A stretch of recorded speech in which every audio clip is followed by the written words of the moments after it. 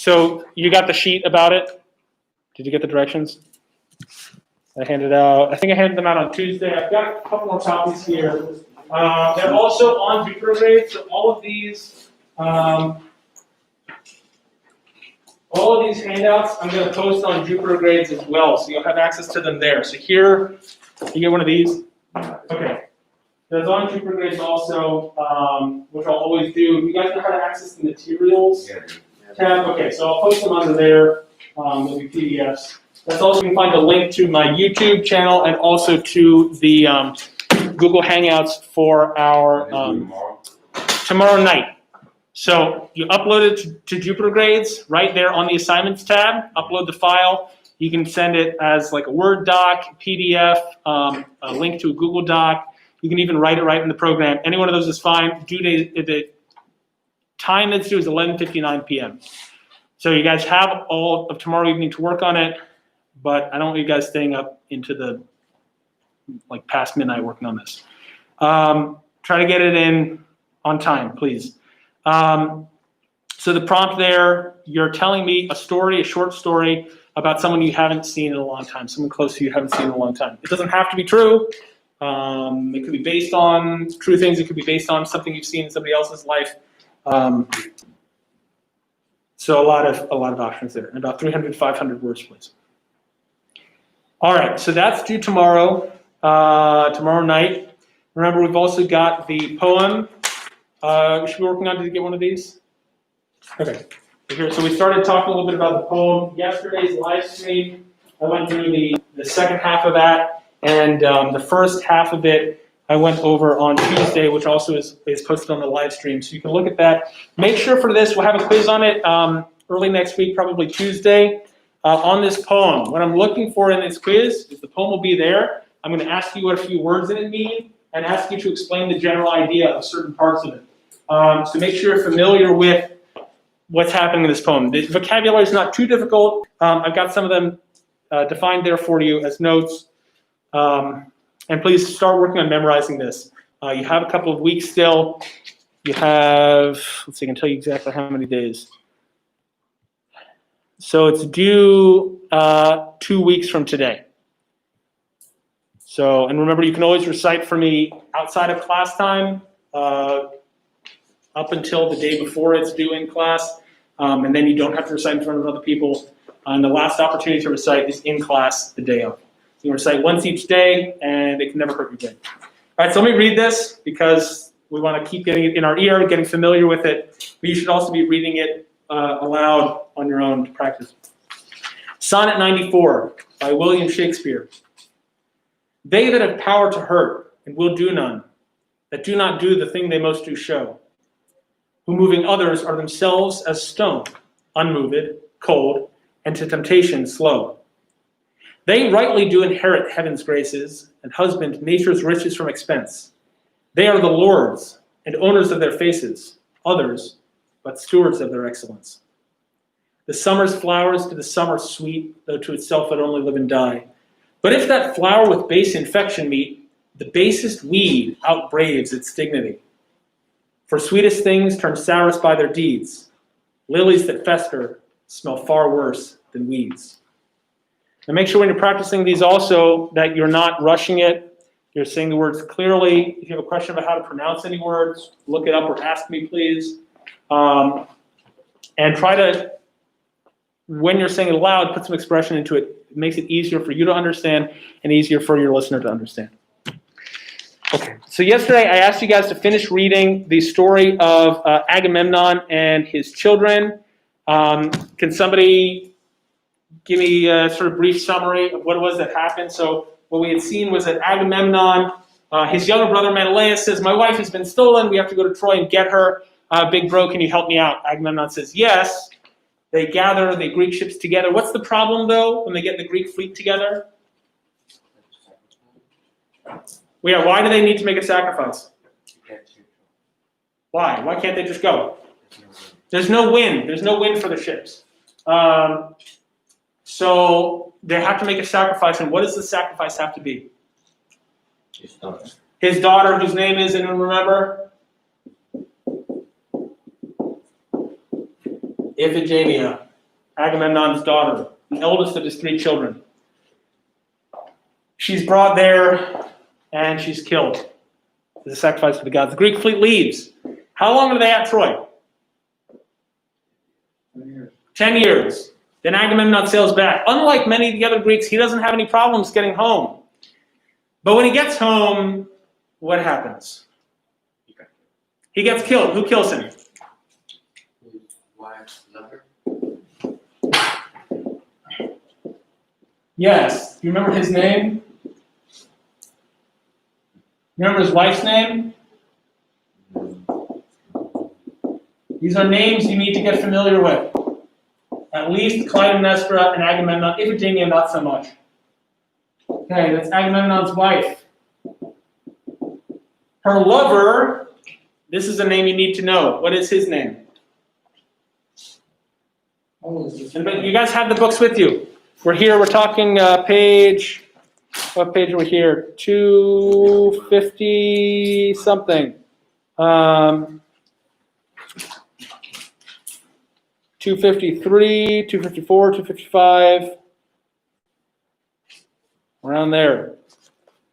Who's this guy? 253. 253, 254, 255. That's roughly where we are. What's the name of Clytemnestra's lover, whom she takes up with? Well, Agamemnon is gone at the Trojan War. What's his name? Do you have your books with you? AC, you have your books with you?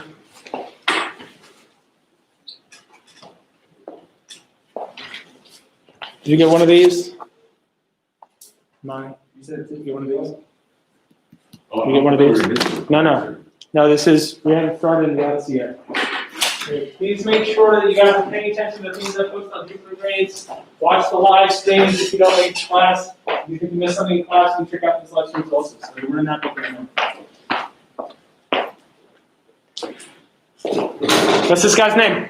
Anyone? Aegisthus, yes. That's a name that you need to be familiar with. Okay, when Agamemnon gets home, Clytemnestra has been sleeping and living with Aegisthus this whole time. And what do? What do they do when he gets home? They kill him. A couple different variants of the story. One is that they throw him this huge party, and while he's eating and drinking, they kill him. Another is that after the banquet, his wife says, "Why don't you come and take a nice warm bath?" They get a little massage, probably tired after all this time, and she stabs him in the bathtub. But either way, the two of them murder him. The Greeks are horrified by this. They were already horrified when Agamemnon sacrificed Iphigenia. But this is worse. Why might this be worse than the sacrifice of Iphigenia? They killed the king. Regicide, killing a king. What else did they kill? We could think of him as the king of the Greeks. How else could we think of him?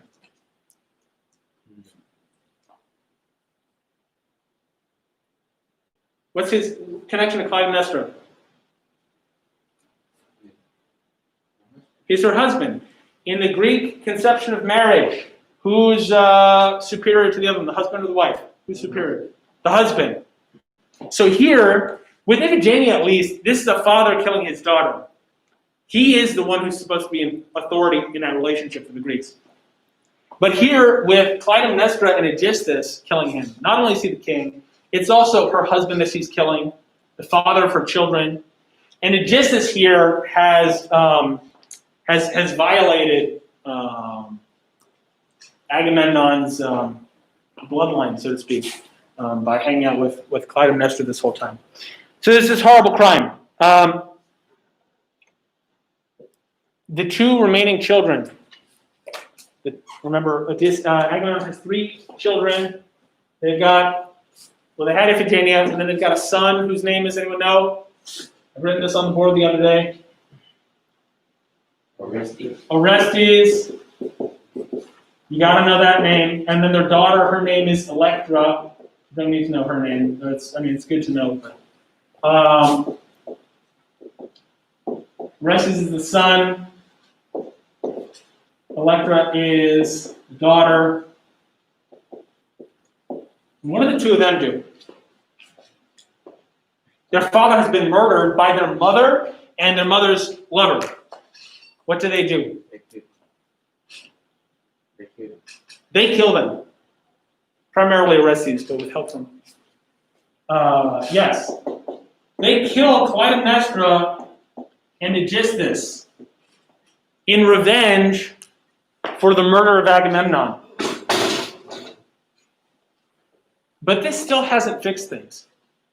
Why? What other horrible thing has now happened? A son has killed his mother. She was not the world's greatest mother, although she had some good reasons for being upset. But here, another one of these inversions of the way that things are supposed to go. Clytemnestra gave him life, gave birth to him, and he murders her. Killing Aegisthus, that's not a problem for the Greeks. That's good. That's what he was supposed to do. Killing Clytemnestra, though, is sort of in this weird in-between place. He's caught between the respect he's supposed to have for his mother, and on the one hand, and on the other hand, the fact that he is, as the son, as the heir, he is responsible for avenging his father's murder. He's supposed to go and kill his father's murderers. Anyone catch at the end? What is it that happens to Orestes after he kills his mother? This is not as important for our purposes. Anyone? The last couple pages there?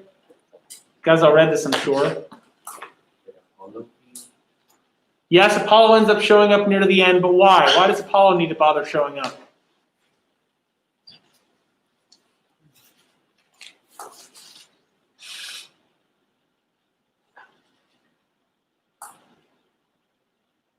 Something happens to Orestes when he kills his mother.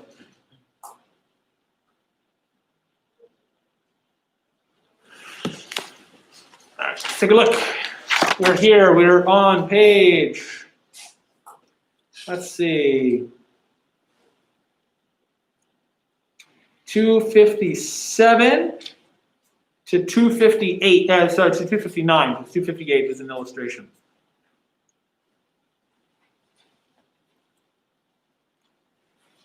So I'll start from the last paragraph on 257, where Orestes has just spoken with Clytemnestra, who's basically daring him to kill her.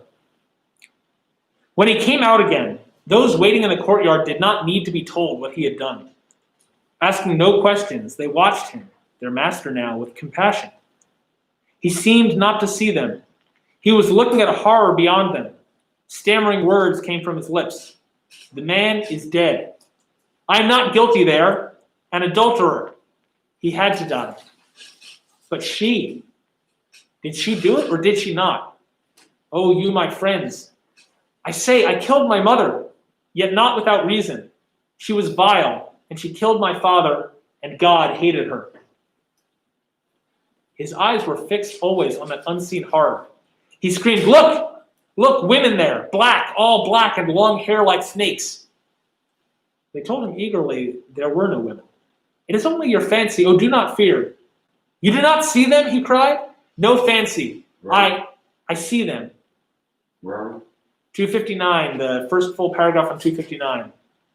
About 7 lines from the top. Maybe 8. My mother has sent them. They crowd around me and their eyes drip blood. Oh, let me go.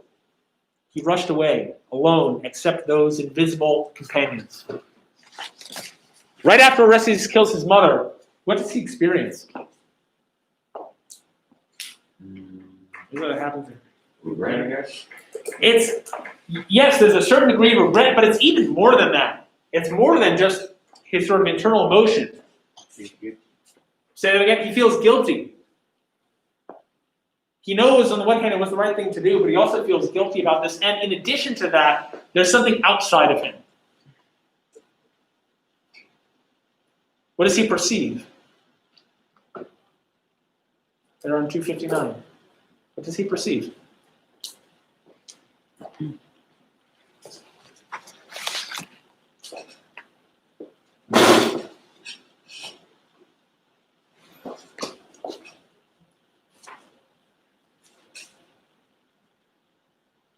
Anybody?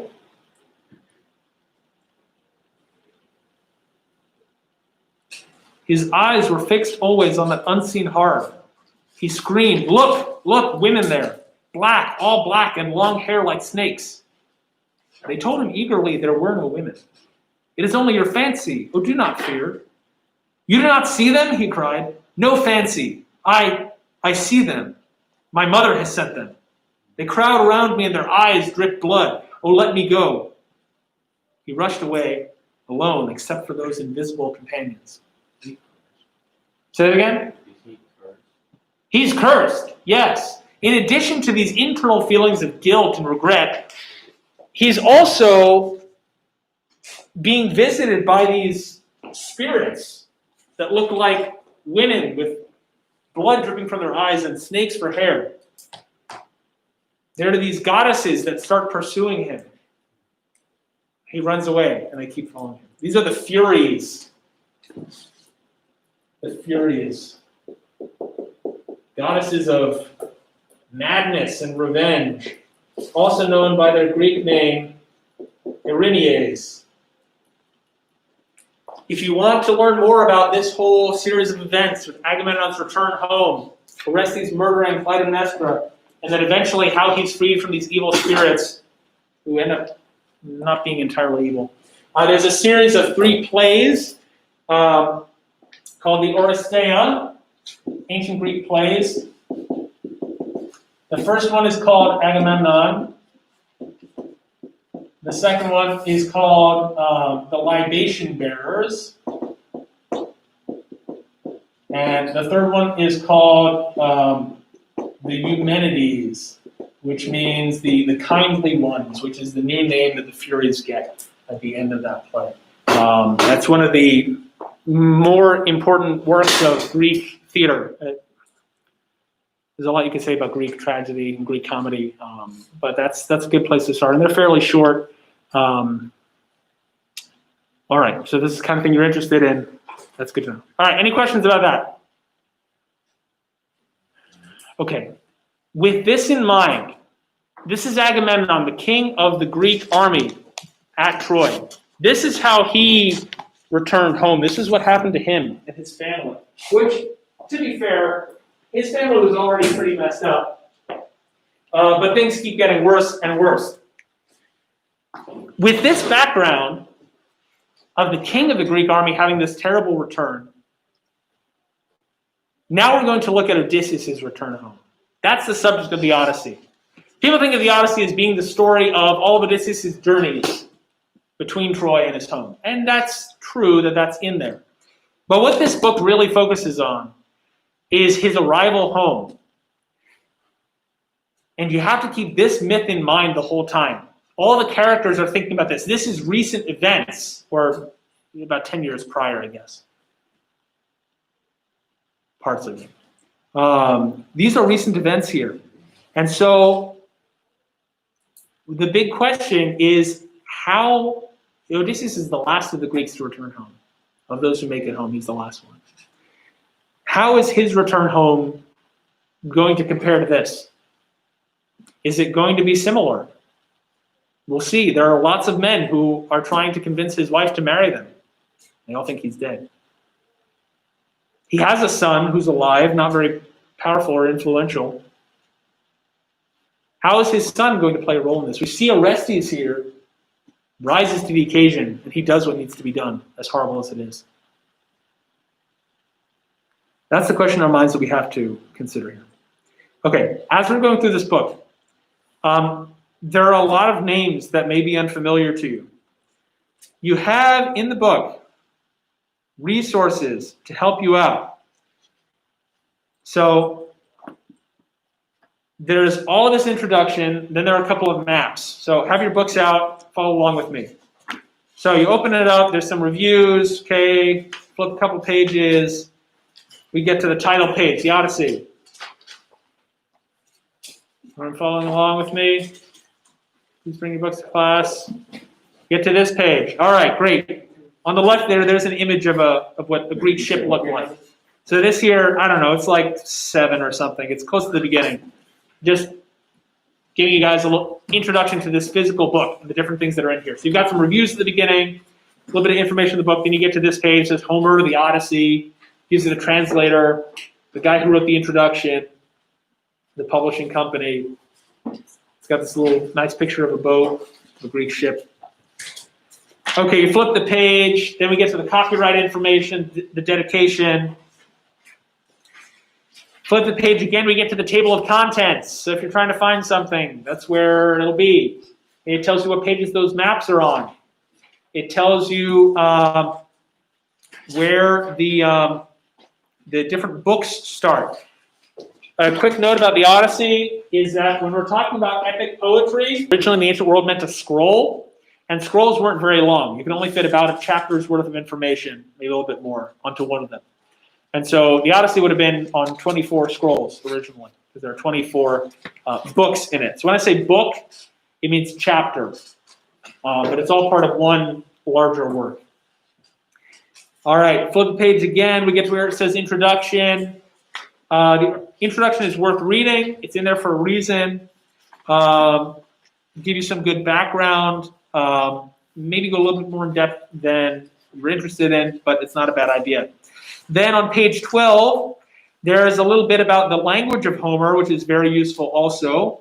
Talks a little bit about Greek literature in general, but also a bit about this practice in epic that we talked about of epithets. That's a word that you should know. You guys can feel free to write any of this stuff down, by the way. Epithets, these are phrases or words that we use to describe somebody. And usually they're repeated. So, for example, swift-footed Achilles. He's not always described as swift-footed Achilles, but he's often described that way. Yes? It's like a nickname. Sort of like a nickname, but it usually comes along with the name. Not always, though. Sometimes it'll be something like Zeus, the king of the gods. He's sometimes referred to as the father of gods and men. And so if you see that, you know we're talking about Zeus. So it's important when you come across these to pay attention to them. It's usually not the case that Homer will just mention a person or thing. Usually there will be something describing them. So we talk about clever Odysseus. We talk about Zeus who gathers the storm clouds. We talk about black ships or hollow ships. We talk about the salty sea, the wine-dark sea, dark like wine. Epithets is a common feature of this poetry. So pay attention to that. It's part of what makes epic interesting to read there, that you've always got these images coming along with the things that we're talking about. There's some technical information about how Greek poetry works in there. If you go to page 23, there's a section comparing the Odyssey with the Iliad, Homer's other work. Some of the themes there. Then there's some more information, some historical information starting on page 25. All right, and then it continues to run through different themes in the book. You can skip ahead to, let's see, 59. There's some stuff about the end of the Odyssey. Okay, this is not a bad one to look at. Page 65 talks a little about how to pronounce some of these names. A lot of these names, there are a couple different ways to pronounce them. It's not always, there's not always one right answer. Okay, then you've got the maps on the next couple of pages. Then we finally get here, where it says Homer the Odyssey. Now the book's finally going to start. And so, flip the page, you get to book 1, chapter 1. Athena inspires the prince. We've got these nice 2 little dolphins there. In addition to this, all this stuff, okay, this is where the actual Odyssey is, this part of the book. We're not going to read all of it. We'll read probably about half of it together. Then afterwards, there's some more information from the translator, starting on page 489. On 497, go to that page, because that's a really useful page.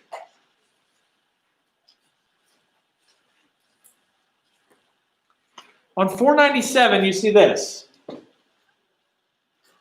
This is a family tree of Odysseus. You see him there?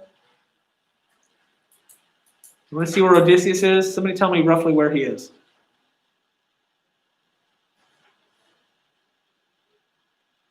He's right there.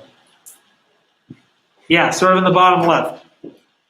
Okay, what do these different lines mean? If we look to the right of Odysseus, this is equal sign. What does that mean?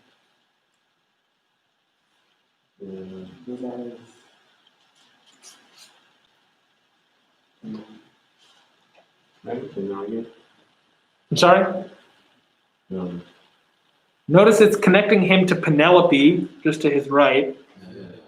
Is what? Right, that's marriage. The equal sign means marriage. And then the line coming down from there means what? This is his son. Right, so Odysseus and Penelope, they're married. They have a son. His name is Telemachus. Okay, we also see Odysseus apparently has a sister, Timene. Penelope's got a sister, Iphthime. She makes a brief appearance. Okay, and then if you go the next line up, we get Telemachus' grandparents. So Odysseus' parents and Penelope's father. What's Penelope's father's name? Icarius, or Icarius, yes, going one line up from Penelope. What about Odysseus? What's his father's name?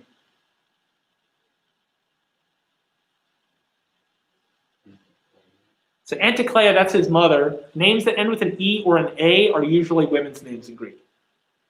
His father's name is Laertes. And you see his father is Arcesius. And who's Arcesius' father? Zeus. Oh, look at that.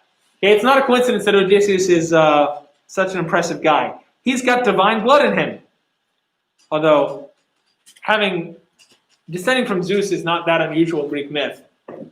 Right? What is Zeus known for besides being this thunder god and the king of gods and men? Yeah, so Zeus, technically, who's his wife?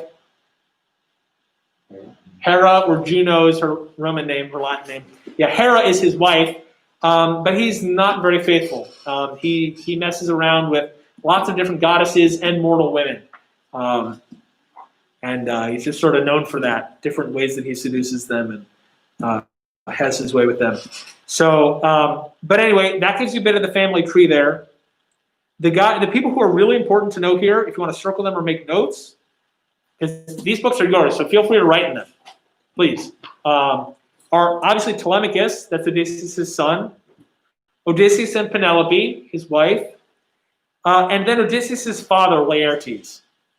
Those are the names from this that you should really make sure you're familiar with. Those four are the most important here. The Laertes is Odysseus' father, who's still alive at the time of the story. And then we've got Odysseus, who's not home quite yet. His wife Penelope is at home, and their son Telemachus is also at home.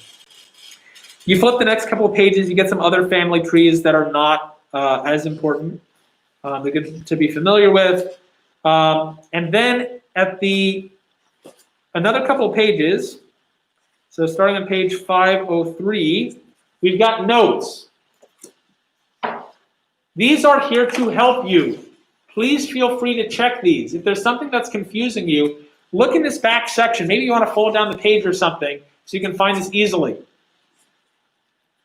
So if you look at that first note there, you see how it has 1.20? That means book 1, line 20. And this is explaining that year spent out by the gods when he should reach his home. So if you get to that line and you're not sure what year that's referring to, there's a note here about it that the translators put in to help you.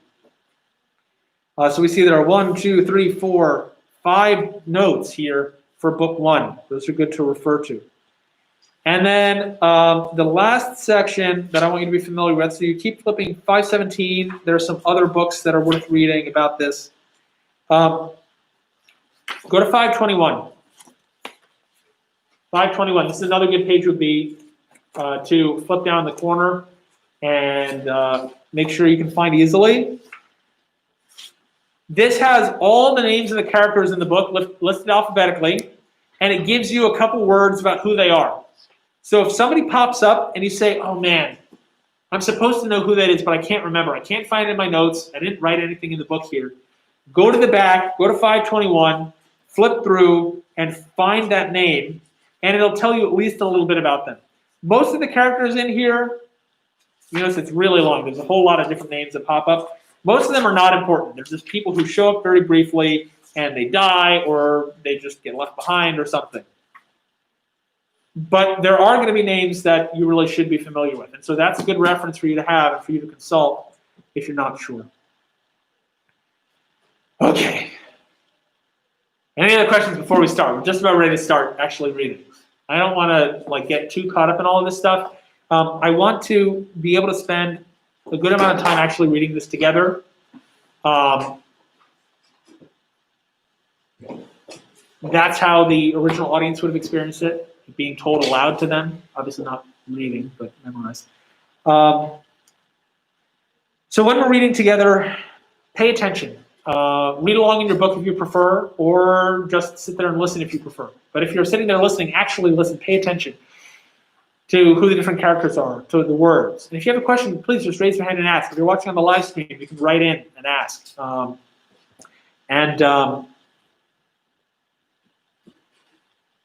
Try to follow along as best as you can.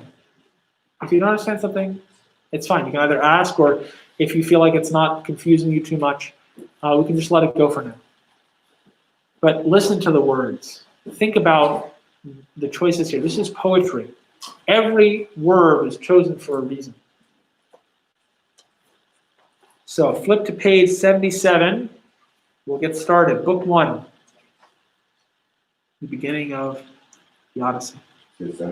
77, yep. And one last note. One last thing about epic, this type of poem, is that in the beginning, the author will ask for help from the gods. He says, I can't do this by myself. I'm going to need your help to do this and do it right. So page 77, right there at the beginning. Sing to me of the man, muse, the man of twists and turns, driven time and again off course. Once he had plundered the hallowed heights of Troy. Many cities of men he saw and learned their minds. Many pains he suffered, heart sick on the open sea, fighting to save his life and bring his comrades home. But he could not save them from disaster, hard as he strove. The recklessness of their own ways destroyed them all. Blind fools, they devoured the cattle of the sun, and the sun god wiped from sight the day of their return. Launch out on his story, muse, daughter of Zeus. Start from where you will. Sing for our time, too. By now, all the survivors, all who avoided headlong death, were safe at home, escaped the wars and waves. But one man alone, his heart set on his wife and his return. Calypso, the bewitching nymph, the lustrous goddess, held him back, deep in her arching caverns, craving him for a husband. But then when the wheeling seasons brought the year around, that year spun out by the gods when he should reach his home, Ithaca, though not even there would he be free of trials, even among his loved ones. Then every god took pity, all except Poseidon. He raged on, seething against the great Odysseus, till he reached his native land. Where is Odysseus at the beginning of this?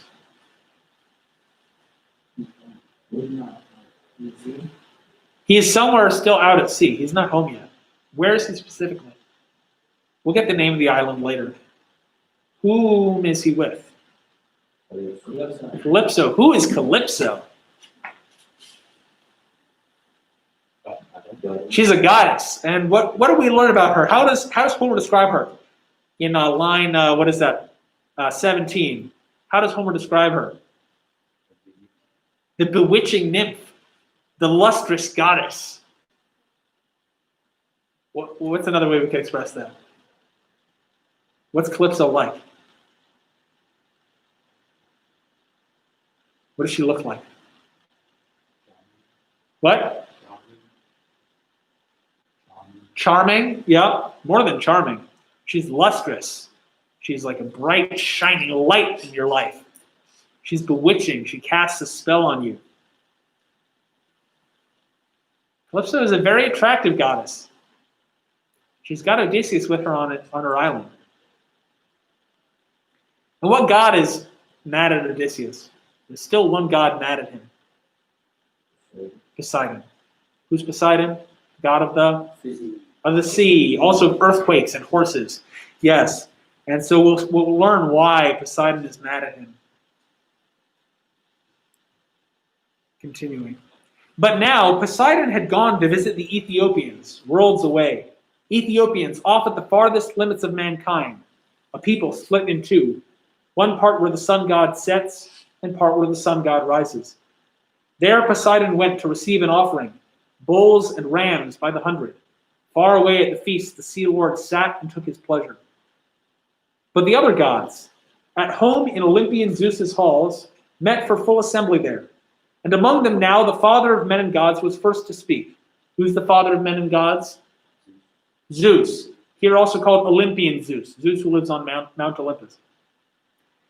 The father of men and gods was first to speak, sorely troubled, remembering handsome Aegisthus. The man Agamemnon's son, renowned Orestes, killed. Recalling Aegisthus, Zeus harangued the immortal powers. Ah, how shameless! The way these mortals blame the gods. From us alone, they say, come all their miseries. Yes, but they themselves, with their own reckless ways, compound their pains beyond their proper share. Look at Aegisthus now. Above and beyond his share, he stole Atrides' wife. He murdered the warlord coming home from Troy, though he knew it meant his own total ruin. Far in advance, we told him so ourselves, dispatching the guide, the giant killer Hermes. Don't murder the man, he said. Don't court his wife. Beware, revenge will come from Orestes, Agamemnon's son, that day he comes of age and longs for his native land. So Hermes warned, with all the goodwill in the world. But would Aegisthus' hardened heart give way? Now he pays the price, all at a single stroke. What is Zeus complaining about? Notice the Greek gods do a lot of complaining. What is Zeus complaining about here? Say it again. Right, he says mortals always blame the gods. They always blame us. But look at Aegisthus. We told him not to do that. He did it anyway. Now look at him, he's dead.